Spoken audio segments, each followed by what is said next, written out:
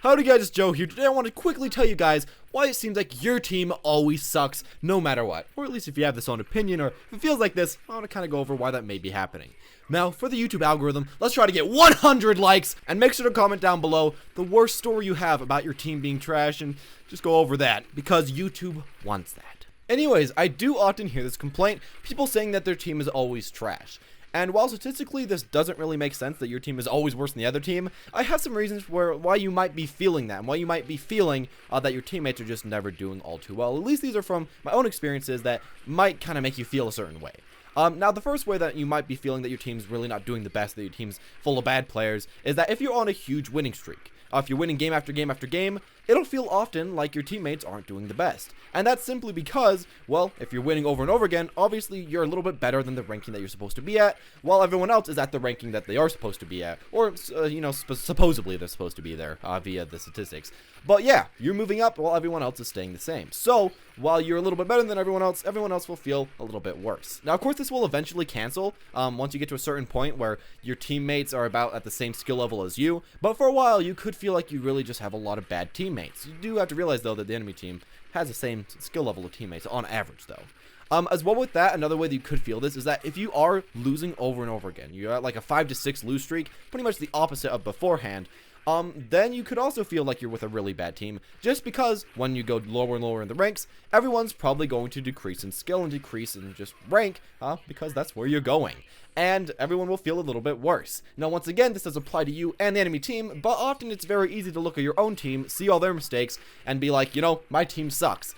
So I feel like those are some of the bigger ways in order to see this. As well, finally, if you're stuck at a rank, even though you aren't improving or going down, often when you're stuck somewhere, you can feel like, your team's holding you down. Your team's making you not become better, so it's your team's fault that you aren't going up in the rankings, which can also make so it feels like your team sucks. So really, in all these three situations, at least my own opinion, if you're thinking about it a certain way, it can make you kind of feel like your team's not really doing all too great, even with like a 50-50 win ratio. Now, what can you do about this? Well, first off, realize that not every single player in your game is always bad. Of course, some people aren't as skillful as other people, but the majority of players are trying their best. Of course, trolls are another case, but when people are just trying but simply aren't as good as other players, you don't really have to hate on them or be angry at them. They're just not skilled yet, and they're trying to get better. So just kind of realize that. And also realize that it does make sense that the other team, if you had a certain rating, will have the same exact players as the players on your team. And you should be the only guy that is better than everyone else. You should be like the odd man out if you are a lot better than other people. So you should realize that maybe you feel like your team's always doing bad,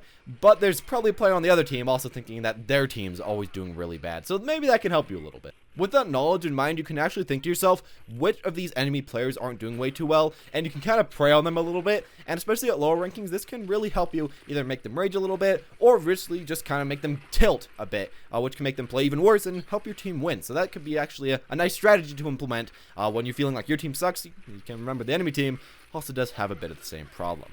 As far as some other things you probably should remember when trying to, think that your team's terrible, which it might be sometimes, is the fact that sometimes your team will be a lot better than you, and you will be the player that's not doing as well as they would hope.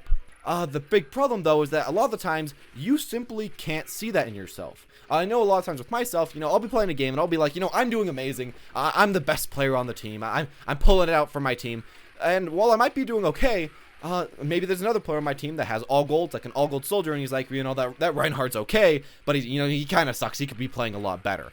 There's really a lot of different situations. It's all really just kind of relative to who's good and to who's bad. And as you move up and down the rankings, you'll be able to even feel this a little bit better. Overall, I just say really that in the majority of the times in life, it's a lot easier to spot other people's mistakes than your own mistakes. So you might be thinking that you're really doing amazing, and while you might be doing even amazing, you might be making some mistakes, and your teammates are also making a lot of mistakes. But you have to realize that not all the time everyone on your team is doing bad. Sure, they might be making some mistakes, but at least they're doing some good as well. And I'd say the final thing to realize is that if you want like a 50-50 win ratio, you'd have to expect like 50% of the time for your team to not really be way too great, and for your team to, kind of be a little bit below average for you not to win that game. And then the other 50% for your team to be above average. So if you expect every single game to have an amazing team where you can win every single round, you're kind of just asking for something that honestly really isn't possible, that honestly won't really happen.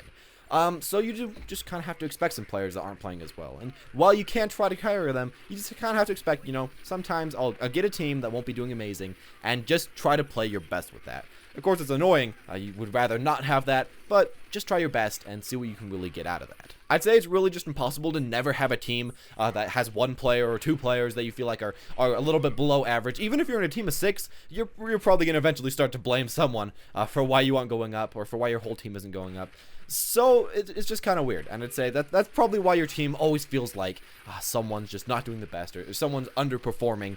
Maybe just because they aren't as skilled or the other reason that I mentioned. Anyways, this is just all my own personal opinion, my own experience. If you have a completely different experience, make sure to tell it in the comment section down below. As always, if you did enjoy this video or if this kind of help you realize why it feels like your team always sucks, then make sure to leave a like, press subscribe if you want any more future videos like this, and hit the bell if you want to actually subscribe, because the regular subscribe button doesn't really do anything.